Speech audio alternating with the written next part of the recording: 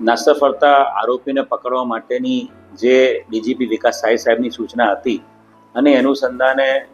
Range IG Shri Premvir Singh સાહેબે જે સૂચના આપી હતી અને જે સંકલન કર્યું હતું એના આધારે વલસાડ જિલ્લા પોલીસ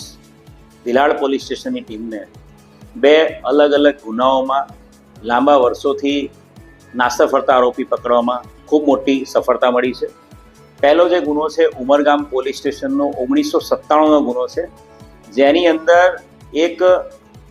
સ્કૂટર પર જતા વ્યક્તિ એની જોડે ઓવરટેક બાબતે એક ટેન્કરના ડ્રાઈવરનું નામ રામકરણ પાલ છે, એ ડ્રાઈવરની બોલાચાલી થઈ હતી અને ડ્રાઈવરે સ્કૂટરવાળાને મારી નાખવાના ઈરાદે એની ઉપર આખું ટેન્કર ચડાવી દીધું હતું, જેમાં એને બંને પગમાં અને હાથમાં ગંભીર ઈજાઓ થઈ હતી. એ અનુસંધાને 1997માં ખૂનની કોશિશનો ગુનો દાખલ કરવામાં આવ્યો હતો. આ જે આરોપી છે રામકરણ પાલ, એ છેલ્લા 28 વર્ષથી નાસ્તો ફરતો હતો. એ આરોપી બાબતે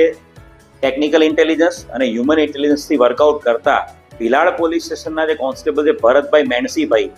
એમને ચોક્કસ હકીકત મળી હતી કે આ જે આરોપી છે હાલ ઉત્તર પ્રદેશ અને હરિયાણા રાજ્યમાં, ખાસ કરીને ફરીદાબાદની આસપાસના વિસ્તારમાં ટ્રાન્સપોર્ટની જે ટ્રકો છે એ ટ્રકોમાં ડ્રાઈવરીની નોકરી કરે છે, ડ્રાઈવરી કામ કરે છે. જે તે સમયે જ્યારે આ ખૂનની કોશિશ દાખલ થઈ ત્યારે પણ ડ્રાઈવરની નોકરી કરતો હતો. એટલે એ આધારે ટેકનિકલ ઇન્ટેલિજન્સ અને હ્યુમન ઇન્ટેલિજન્સ એકઠું કરી ભિલાડ પોલીસ સ્ટેશનની ટીમ